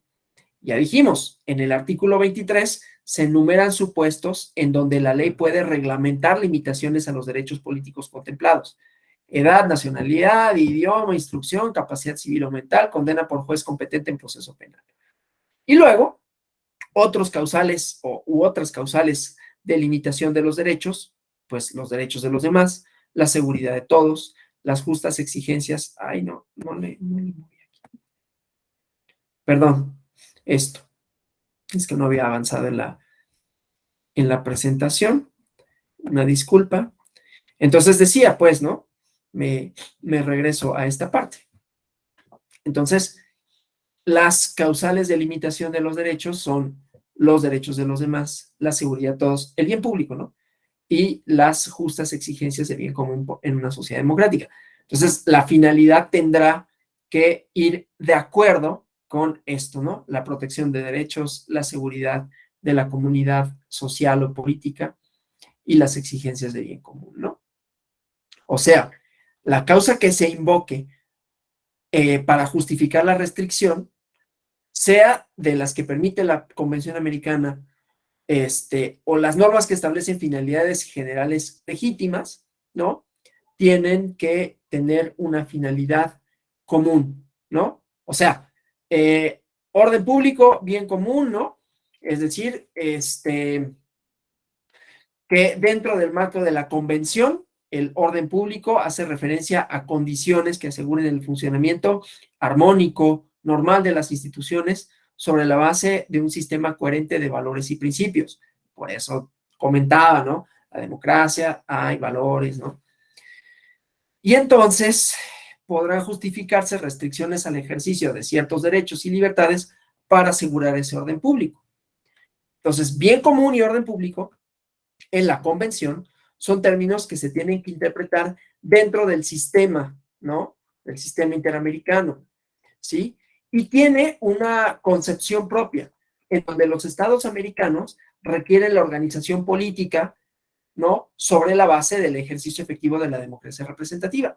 Entonces, el bien común dentro del contexto de la convención es un concepto referente a condiciones de vida social que permiten que los integrantes de la sociedad alcancen el mayor grado de desarrollo personal, mayor vigencia de los valores democráticos, y en este sentido se puede considerar como un imperativo del bien común la organización de la vida social de manera tal que fortalezca el funcionamiento de las instituciones democráticas, que se preserve, promueva la plena realización de los derechos de la persona humana y no, sin dejar de considerar la dificultad, ¿no? De un modelo unívoco, ¿no? O sea, los conceptos de orden público, bien común, igualmente, así como decía, de discriminación, etcétera, tienen sus mediaciones espaciales y temporales en cada lugar. Y a ver, haciendo eco de lo que nos comentaban hace rato, ¿no? El compañero que hablaba de la representación a nivel municipal, también, ¿no? Es probable, no estoy diciendo que así sea, pero es probable que la discriminación no signifique lo mismo aquí de lo que significa, no sé, en Campeche, ¿no? No sé por qué hoy traigo a Campeche, ¿no? Pero bueno, o de lo que significa en San Luis Potosí. A lo mejor sí, pero a lo mejor no. O sea, hay mediaciones, inclusive regionales, ¿no? Y lo mismo pasa con el bien común. Este se define de conformidad con los intereses, de conformidad con los valores que son propios de una comunidad. Y la comunidad no solo la vamos a entender, y por eso hay federalismo, ¿no? En términos nacionales, generales, sino que cada una tiene sus propias, regionalmente podemos distinguir otras formas debido a condiciones geográficas, debido a condiciones históricas distintas, ¿no? Entonces, bueno, en este sentido, ¿no? Es un concepto que se refiere y que también es relacional, ¿no? Relacional para con los otros, para con la comunidad, y esto es afectado hasta por, decía, cuestiones geográficas, ¿no? Entonces, es un concepto que se refiere a condiciones de vida social y que permiten a los integrantes de esa comunidad alcanzar el mayor grado de desarrollo personal, la mayor vigencia en los valores democráticos Y entonces es un imperativo del bien común la organización de la vida social de manera que fortalezca el funcionamiento de las instituciones democráticas, que se preserve, se promueva la plena realización de los derechos de la persona humana y que, decía, este modo unívoco no existe de bien común porque se pueden utilizar tanto para afirmarle los derechos de la persona frente al poder, como para justificar limitaciones a esos derechos en nombre de los intereses colectivos. Funcionan las dos vías, ¿no? Entonces, no hay discriminación, por ejemplo, ¿no? Si una distinción de tratamiento está orientada legítimamente, o sea, si no conduce a situaciones contrarias a la justicia, a la razón o a la naturaleza de las cosas. Entonces, no se puede afirmar que en todos los casos exista, en todos los casos en donde hay diferencias de tratamiento del Estado frente al individuo, exista discriminación, porque esta distinción por parte de supuestos de hechos sustancialmente diferentes que expresen de modo proporcionado una fundamentada conexión, ¿no?, entre esas diferencias, los objetivos de la norma, que no pueden apartarse de la justicia, de la razón, ¿no? No pueden perseguir fines arbitrarios, caprichosos, despóticos, o que de alguna manera modifiquen la esencia, unicidad y dignidad de la naturaleza humana, ¿no? Bueno, necesidad y proporcionalidad de la medida restrictiva, ¿no? Igualmente. O sea, necesarias en una sociedad democrática, ¿sí? Esto en la Convención Europea hay esa conceptualización, ¿no? Y bueno, el chiste pues es que la necesidad, ¿no?, necesarias en una sociedad democrática implica la existencia de una necesidad social imperiosa, que además para ello no sea suficiente que se demuestre que la ley cumple con un propósito útil y oportuno. No nada más es la finalidad de la ley, ¿no? Sino que haya una relación entre los fines y los medios para alcanzar, ¿sí? Para que sean compatibles con la convención, las restricciones se tienen que justificar según objetivos colectivos que por su importancia preponderen claramente sobre la necesidad social del pleno goce del derecho, que no limiten más de lo estrictamente necesario este derecho que se proclama, ¿no? Entonces, bueno, delimitar la interpretación, ¿no?, del término necesarias implica que se considere, como decía, el objeto y el fin del tratado, teniendo presentes los criterios de interpretación que me había referido al 29, artículo 29 y 32, ¿no?, de la Carta, en donde las instituciones democráticas, la democracia representativa, la idea de sociedades democráticas, se desprende que el Estado tiene que vincularse con las necesidades legítimas de las sociedades democráticas, ¿no?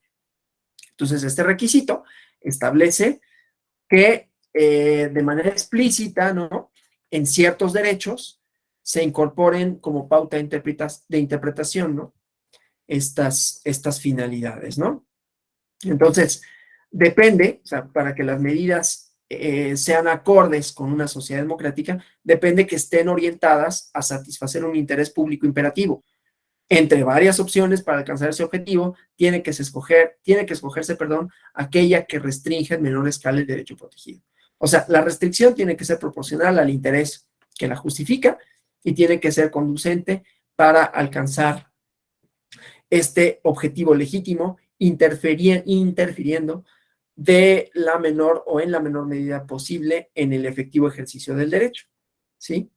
Entonces, estos criterios, estos elementos son los que determinan las restricciones de los derechos, ¿no? Bueno, hasta aquí cómo vamos. ¿Preguntas, comentarios? ¿Todo bien? Bueno, entonces voy a continuar la presentación para hablar de la tutela más allá del sistema interamericano, ¿no?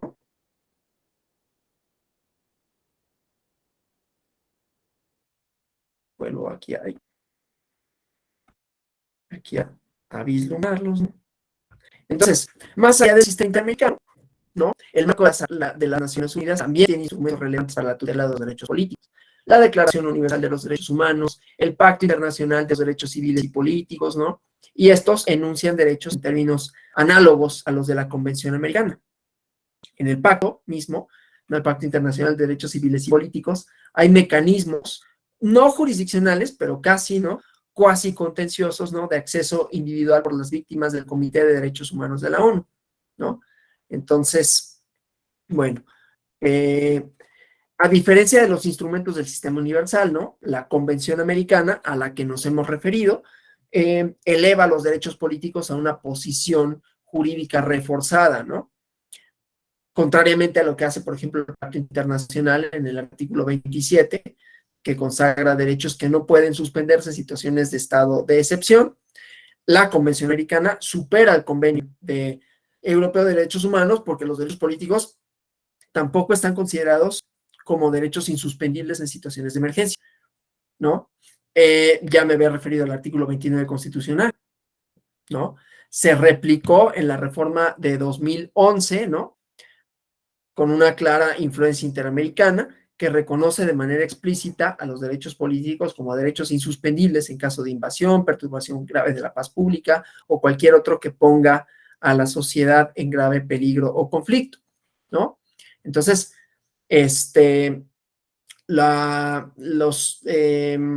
para la tutela de los derechos políticos convencionales, se ha establecido por parte de la doctrina una figura, ¿no? Que es el amparo interamericano, ¿no? Que es el procedimiento de tutela de los derechos de libertades consagrados en la Convención ante los órganos del sistema interamericano, ¿sí? Y los órganos competentes para conocer el cumplimiento de los compromisos que contraen los estados parte, ¿no? La Comisión Interamericana de Derechos Humanos, la Corte Internacional de Derechos Humanos, ¿no? Ante los cuales se promueven sucesivamente los casos, ¿no? Los medios de protección de estos derechos, y así sucesivamente, que bueno, esto ya lo saben, ¿no? Pero entonces, toda comprensión, ¿no? De la tutela de los derechos políticos en el ámbito interamericano está incompleta, o está incompleta, si no hablamos de los mecanismos de protección jurisdiccional. Me voy a referir de manera muy somera a esto. En la lectura que viene en el programa, ¿no? Ahí se desarrolla de manera bastante clara y bastante pormenorizada la cuestión de la tutela de los derechos políticos en el sistema interamericano, ¿no? Pero bueno, el chiste es que el amparo interamericano, decía, es un mecanismo para la defensa de los derechos políticos sustantivos, que da acceso a la jurisdicción, al debido proceso, ¿no? De quien resiente violaciones de los derechos en sede interna, ¿no? En el país. Y el sistema interamericano, además, incide, esto ya lo sabemos, ¿no? En el ámbito de la actuación de las autoridades nacionales en esta materia, ¿no? Porque los órganos administrativos y jurisdiccionales tienen la disposición para instrumentar, para hacer eficaces los derechos políticos y tienen que respetar las obligaciones que México adquiere para con la tutela de los derechos, ¿no?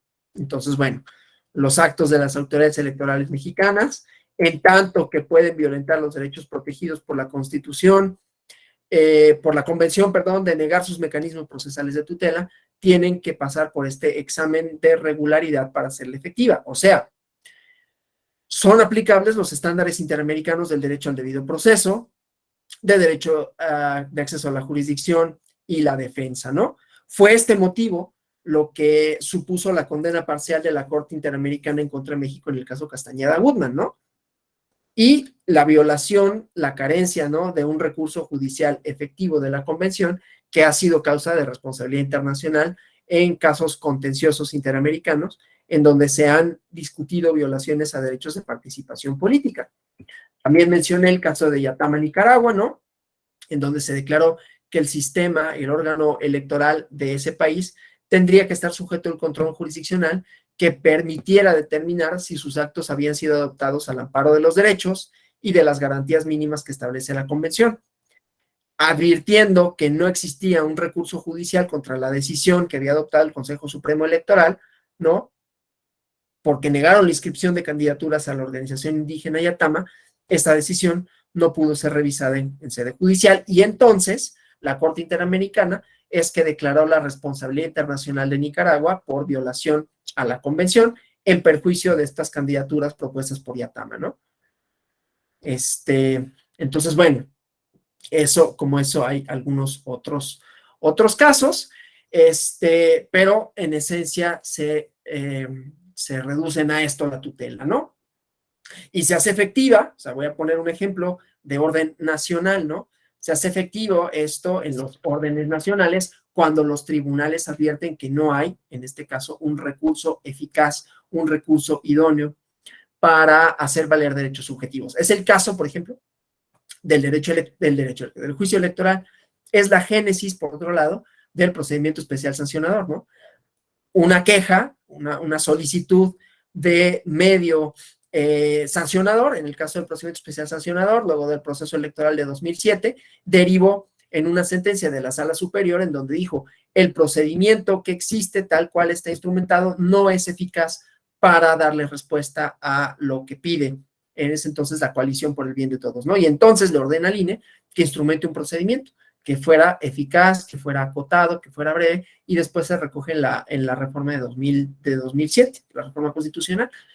Y luego, en 2014, también con motivo del procedimiento especial sancionador, se impuso un recurso que no encontraba cabida en ninguno de los enumerados por la Ley General del Sistema de Medios de Impugnación en materia electoral. Y entonces, una resolución, una serie de sentencias y que finalmente llega a la Sala Superior, establece que para hacer efectivo el derecho de acceso a la tutela judicial, en aras de cumplimentar con el artículo 23 de la Convención interpretando de manera amplia el contenido del artículo 17 constitucional, tenía que instrumentarse un juicio idóneo, que es el juicio electoral, que no está legislado, no está en la Ley General del Sistema de Medios de Impugnación, y no obstante, es el medio a través del cual se hacen efectivos los derechos subjetivos para los cuales no hay un procedimiento ad hoc, no hay un procedimiento idóneo, se tramitan por esa vía, ¿no? Entonces, bueno, esto solo para decir, finalmente se traducen en derechos políticos en su eficacia procesal, digamos, ¿no? Entonces, con esto, todos estos elementos. Bueno, vamos a concluir con este asunto que a mí me gusta. Ay, perdón, bueno, esto de lo que ya hablé, ¿no? Este caso que a mí me llama mucho la atención, me llamó mucho la atención en su momento y que me sigue llamando la atención, de Gustavo Petro, hoy presidente de Colombia, ¿no? Entonces, bueno, la Corte Interamericana de Derechos Humanos, el 8 de julio de 2020, se pronunció sobre este caso, Petro contra Colombia, y condenó por violaciones a los derechos humanos cometidos a través de un proceso disciplinario que destituyó e inhabilitó por 15 años a Gustavo Francisco Petro Urrego, ¿no? En ese momento él fungía como alcalde de Bogotá, y esta sanción que impuso el Procurador General de Colombia, pues fue como, ¿cómo decirlo? Para no decir, bueno, vamos a decir, estirando la ley, ¿no? En donde, pues, en realidad, pues, insisto, fue desproporcionada la sanción con relación a la conducta que se había observado, ¿no? Esta sentencia de la Corte Interamericana es muy importante porque dejó sin efecto decisiones administrativas que tenían efectos en los derechos políticos, ¿no? O sea, que limitaban derechos de las personas para ocupar cargos de elección popular y cargos públicos. En la sentencia se vuelve a señalar el artículo 23, ¿no? Por eso comenzamos por ahí con eso, ¿no? De la Convención Americana sobre Derechos Humanos, que dice, debe ser respetada totalmente por los estados parte, así como que sus indicaciones son de cumplimiento inmediato, ¿no? Entonces, obviamente, se menciona en la sentencia, ¿no? Con respecto a la democracia representativa, dice, este organismo de derechos humanos sostiene que es uno de los derechos principales de toda persona que vive en un estado de derecho, esto es, en una nación donde rige el sistema de gobierno democrático, en donde se garantiza el derecho internacional, en donde el derecho internacional garantiza el derecho a elegir, de ser electo, electa, como un derecho fundamental, como consta en la Carta de la Organización de los Estados Americanos, ¿no? Y la Corte manifiesta en esta sentencia que el sistema interamericano de derechos humanos es protector de la democracia representativa, ¿no? Como consta, ¿no? En algunas otras normas internacionales, en donde se establece, entre otras cosas, ¿no? Que los pueblos de América tienen derecho a la democracia, que sus gobiernos, tienen la obligación de promoverla, de defenderla, que la democracia es esencial para el desarrollo social, político, económico, y bueno, es que hablar de esto, ¿no? De esta cuestión es plantear que hubo un desobedecimiento, que desobedecieron por parte del Estado colombiano a normas de derecho internacional, ¿no? Que es el caso Petro, ¿no? Entonces, bueno, de manera general, ¿no? En este caso Petro Urrego, ¿no?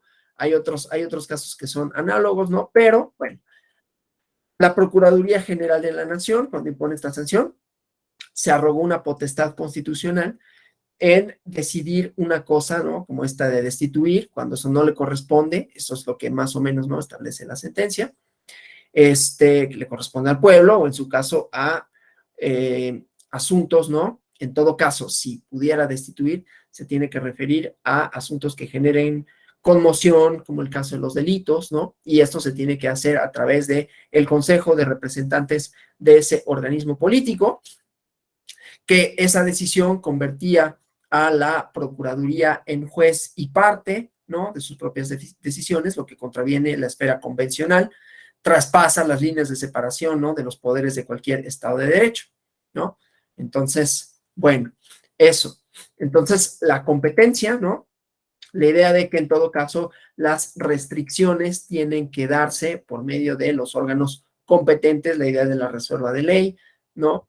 Entonces, pues ahí había una discrepancia importante entre el derecho interno y el derecho internacional de los derechos humanos, porque ya decíamos, en todo caso, la única restricción válida que contempla el artículo 23 en el caso de las conductas de las personas es la condena hecha por juez competente en derecho penal, ¿no? Y entonces, pues la Comisión Interamericana de Derechos Humanos aceptó que la sanción disciplinaria fallada por un órgano administrativo no tiene que lesionar un núcleo duro del derecho constitucional, ¿no? Entonces, bueno, cuando soluciona este caso en concreto, como lo expone la Corte, señala que se soluciona, o sea, la solución para restablecer el orden jurídico es la aplicación directa de normas internacionales, conforme también lo contempla el artículo 23 de la Convención Americana, y dice imponer sanciones, cuando se trata de imponer sanciones que restringen uno de los derechos políticos que reconoce la Convención Americana, ¿no? Que no guarda conformidad con los requisitos establecidos con el párrafo segundo del mismo, el país en cuestión actúa en contra de una norma internacional de jerarquía superior. Entonces, para el derecho internacional, que la norma sea convencional, o bueno, que la norma convencional que establece el artículo 23 es una regla general de cumplimiento obligatorio para los estados, de manera tal que hay que determinar de manera precisa las causas de restricción de los derechos políticos que garantiza ese propio artículo y que entonces no guarda relación con el caso en concreto, ¿no? Porque en el caso de un órgano administrativo no jurisdiccional penal está fuera de todo contexto racional, legal, y convencional, ¿no? Porque no cumple los requisitos del marco internacional y por lo tanto hay una consecuencia que es declarar la responsabilidad, internacional porque no se adecúan las normas internas con la norma convencional. Y entonces se violan garantías judiciales que constan en el Pacto de San José, así como en el artículo 8 de la Convención Americana. Y bueno, este caso, ¿no? Es interesante por la temporalidad, ¿no? Es un caso de 2020, ¿no? Y por las consecuencias políticas que tuvo, pero también es un claro ejemplo, ¿no? Del irrestricto respeto a las decisiones de la Corte Constitucional del Estado de Colombia, nos permite ver, ¿no? La inobservancia del derecho internacional por parte de instituciones jurisdiccionales y estatales, igualmente de Colombia, a su convención, que se origina en el propio texto constitucional. Pero bueno, entonces, los hechos del caso, ¿no? En octubre de 2011, esto fue una resolución de 2020, como saben, tarda mucho, ¿no? Gustavo Petro Urrego fue electo en un ejercicio democrático como alcalde de Bogotá. Lo ejerció desde 2012 a 2016, 4 años. En ejercicio de sus funciones, durante su primer año de trabajo, realizó varios contratos, decretos a favor de determinadas empresas de acueductos y alcantarillados para que se encargara del servicio público de aseo de la ciudad, ¿no? Que él representaba como alcalde. Luego, hubo una cuestión ahí de contratos, ¿no? Iba a terminar un contrato con una de las unidades, las operadoras privadas que también realizaban el servicio público en ese entonces. El alcalde pone en vigencia un decreto que establece que el Estado se encuentra en alerta amarilla, menciona que hay que ordenar medidas para prevenir una emergencia sanitaria, solicita el uso de diversos bienes públicos para enfrentar la crisis y dice, no hay un servicio eficiente de recolección de basura, esto genera un malestar en la ciudad, ¿no? Y etcétera, ¿no? Entonces, después de esta crisis sanitaria, el servicio particular que llevaba a cabo estas tareas de aseo en la ciudad, continúa, ¿no? Hubo normalmente otro tipo de problemas generados por esto, ¿no? O sea, generan una crisis de recolección de basura y dieron lugar a una investigación disciplinaria del Procurador General de la Nación contra el alcalde Petro, ¿no? Y dice, cometió las faltas incurrió en un hecho gravísimo, ¿no? Porque lesionó patrimonio público, atentó contra los principios de contradicción estatal, incurrió en actividades contrarias a la que establece la ley y realizó ciertos actos administrativos fuera de la ley contraviniendo el medio ambiente, ¿no? Y por estas faltas normativas que supuestamente incurrió el alcalde Petro, se le sancionó con la destitución de sus funciones como alcalde y suspensión de sus derechos políticos por 15 años, en forma administrativa, lo cual le impedía ocupar cargo público alguno. Frente a esos hechos, el alcalde acudió a varias vías judiciales, ¿no? Para revisar esta decisión administrativa. Perdón. Esta petición nunca fue aceptada y se confirma el 13 de enero de 2014 y entonces la sala disciplinaria confirma la destitución, ¿sí? El presidente de la República en ese mismo año destituye a Petro como alcalde y entonces, luego de las decisiones de la Procuraduría de la Nación, acude a la Comisión Interamericana de Derechos Humanos y presenta una acción de tutela, ¿no? En donde por medidas cautelares y por diversas razones es restituido de su cargo, ¿no? Y la Sala de lo Contencioso Administrativo del Consejo de Estado decide dejar parcialmente sin efecto las sanciones de la Procuraduría, ¿no? Luego el Consejo de Estado acepta la demanda de Petro Urrego, declara la nulidad de las sanciones, y digamos, ordena el pago de las erogaciones que no había recibido Petro durante el tiempo que había permanecido separado de su cargo, la reparación legislativa, ¿no? Y también establece una serie de reformas, exhorta la Corte Interamericana al Gobierno Nacional, al Parlamento, a la Procuraduría, para que se eliminen las facultades disciplinarias de la Procuraduría, para sancionar a funcionarios electos por democracia representativa. En los argumentos de la sentencia, ¿no? Se establece la violación a los derechos políticos de Petro, ¿no? La violación a las garantías judiciales y de protección judicial, la violación a la integridad personal, ¿no? Los derechos políticos fueron vulnerados por la sanción, porque lo inhabilitó del cargo, ¿no? Había otros precedentes, ¿no? De violentación a ¿cómo se llama? A los derechos políticos, porque esta decisión no repara integralmente el hecho ilegítimo, ¿no? Aunque lícito dentro del territorio nacional, porque estaba contemplado en el instrumento, pero en el momento en que destituyen a Petro, su mandato se interrumpió a través de una decisión de la Procuraduría, lo que afecta a otros derechos, como es que la ciudadanía haya electo a esta persona, haya depositado su confianza cuando lo eligieron como alcalde mediante la democracia representativa, ¿no? Igualmente decía, hay derecho a las garantías judiciales, ¿no? Dice la realización de un trámite de carácter disciplinario por parte de la Procuraduría General de la Nación en contra de Petro, se viola la garantía de imparcialidad, el principio de inocencia, porque es una institución que no goza de imparcialidad, era juez y parte, ¿no? Al mismo tiempo que este proceso llevó este irrespeto de todas las facultades investigadoras, acusatorias y sancionadoras, ¿no? Entonces, bueno, esto con relación a ese caso, que es un precedente, ¿no? O sea, los principales resultados que se obtienen, pues es esta reinterpretación del derecho convencional de los derechos humanos, ¿no? Entonces, bueno, eso. Y como consecuencia, lo que decía, la redefinición de los derechos personales de la persona, ¿no? Y cómo esto también tiene implicaciones, cómo impacta en el propio arreglo institucional nacional, ¿no? En estos días se van a discutir cosas que tienen una importancia grande, no solo para la teoría constitucional, si puede haber control convencional de la Constitución o no. Hay quienes están muy molestos de que si la Corte tiene facultades para hacerlo o no, porque eso va a redefinir en muy buena medida, tanto al derecho, al papel de la Corte, como a los instrumentos propios internacionales con relación a la Constitución. Se viene lo de prisión preventiva oficiosa, ¿no? Que se discutirá su convencionalidad.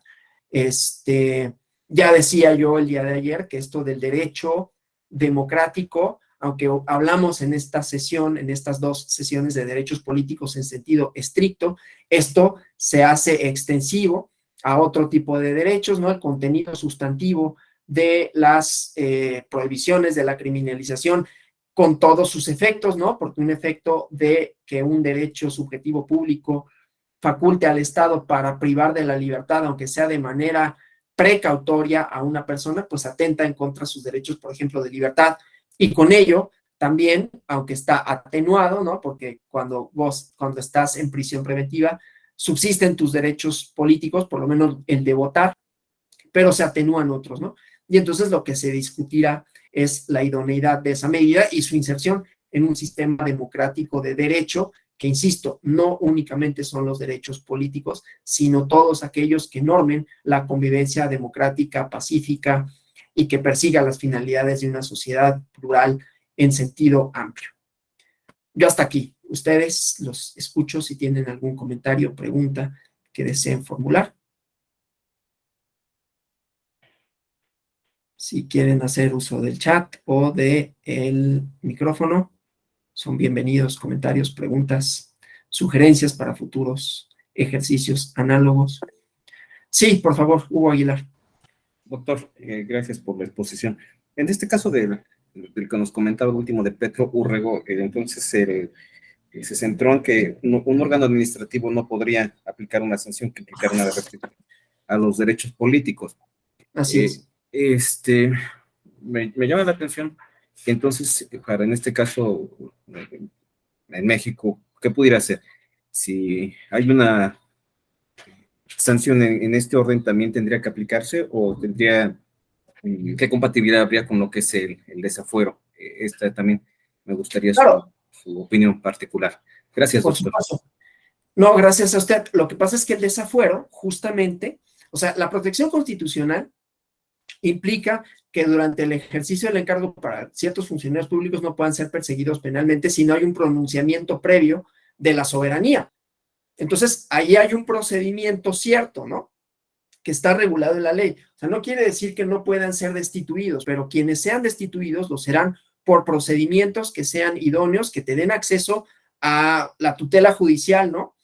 Y que en todo caso, obviamente eso quiere decir que te puedas defender, que puedas ofrecer pruebas, pero que no sea una sanción por un órgano que no sigue procedimientos de forma jurisdiccional, porque no te dan acceso a la tutela, ¿no? De manera tal que el desafuero, primero, el desafuero como tal es un pronunciamiento que hace la legislatura con relación a la procedencia de que se te que se te quite esa inmunidad para que puedas seguir un proceso penal.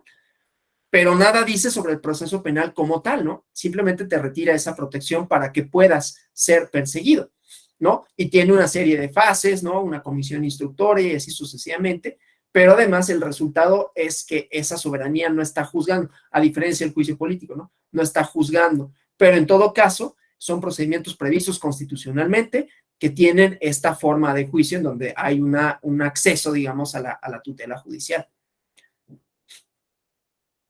Y no, a final de cuentas te puede privar de derechos políticos, ¿no? Pero, insisto, con procedimientos ciertos, por órganos competentes en ese caso, ¿no? Gracias, doctor. Sí, entonces sería la distinción que tendría que tener, porque es una garantía en todos los procedimientos que se ha escuchado y vencido, y ya en su caso solamente sería el pronunciamiento legislativo y ya para continuar con, en su caso, el proceso penal también siguiendo o observando estas garantías individuales. Así es, así es. Sí, sobre todo porque aquí la sanción era de un órgano administrativo, del fiscal, ¿no? De la Procuraduría, que tenía efectos en derechos políticos. Si va a tener efectos en derechos políticos, tiene que ser un pronunciamiento, ya sea jurisdiccional o de un órgano que por lo menos también sea representativo de la sociedad, como lo puede ser el Congreso, ¿no? Sí, Gabriel Álvarez Morales.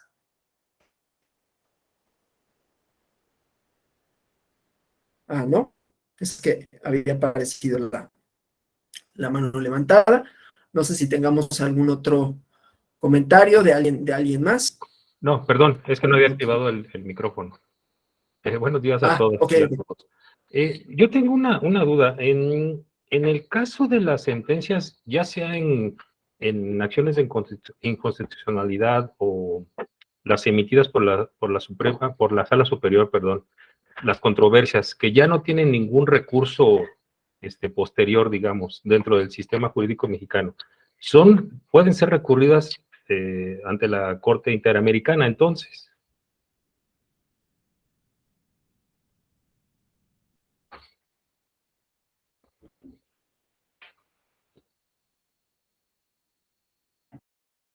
Perdón, es que me había silenciado justamente para no hacer eco.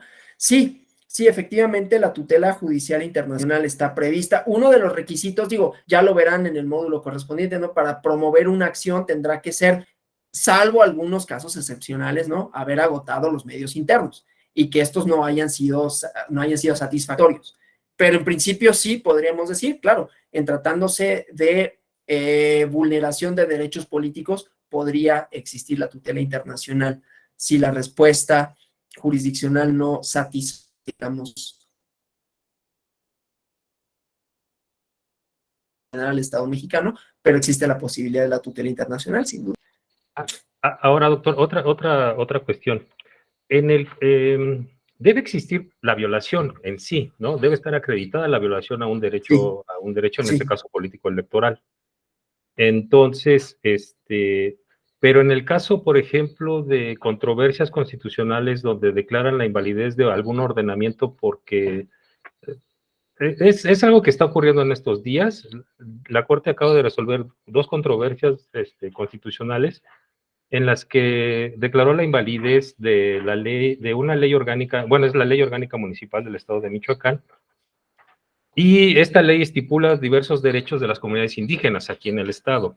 Entonces, declaró la invalidez de todo un capítulo referente a derechos de comunidades y pueblos indígenas en el Estado. Entonces, de hecho, algunas comunidades ya habían ejercido esos derechos que les reconocía esta ley orgánica, pero algunos otros no.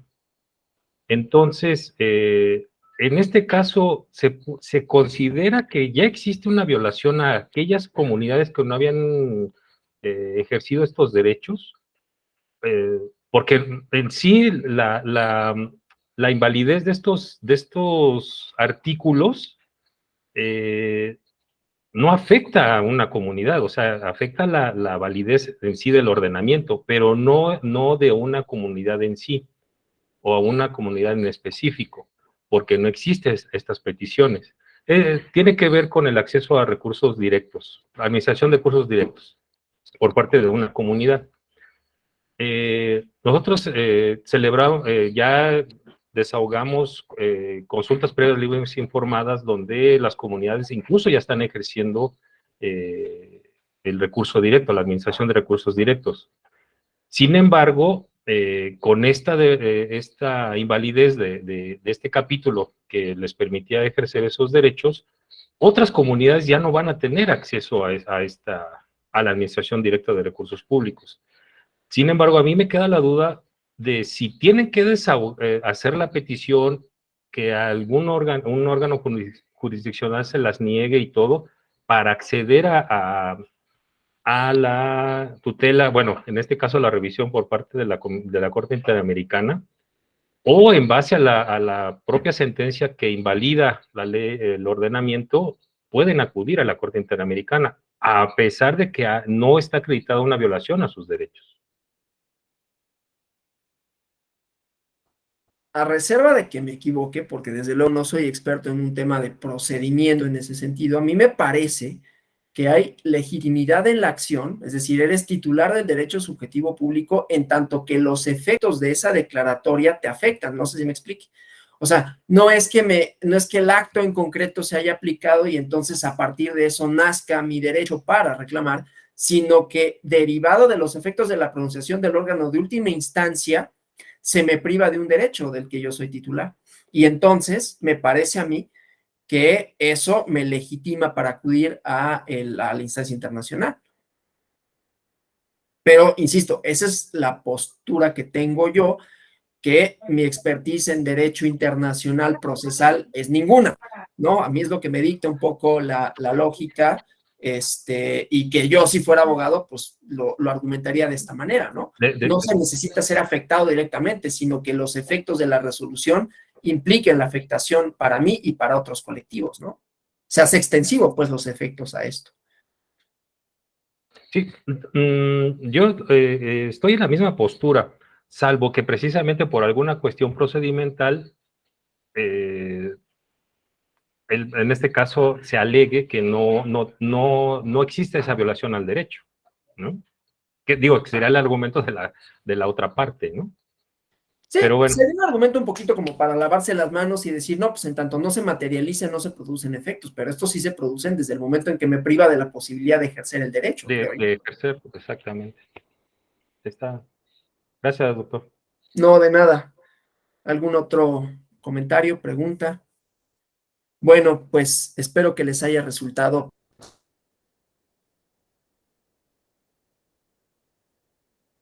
más o menos interesante, relevante, ¿no? El abordaje, que no se hayan aburrido demasiado. Y pues bueno, que se hayan satisfecho sus pretensiones cuando vieron el módulo de derechos, muy entendido, muchas gracias, de derechos políticos en el sistema interamericano, pues que hayan quedado como claros sus manifestaciones, sus oponentes, desde luego el artículo 23 de la Convención, y que los ejemplos hayan sido fructíferos para ustedes. Les agradezco mucho por su paciencia, por su asistencia, por sus participaciones, y nos vemos en alguna otra actividad que les siga siendo provechoso este diplomado. Muchas gracias y hasta la próxima. Gracias, doctor. Buen día a todos. Gracias. Igualmente, gracias.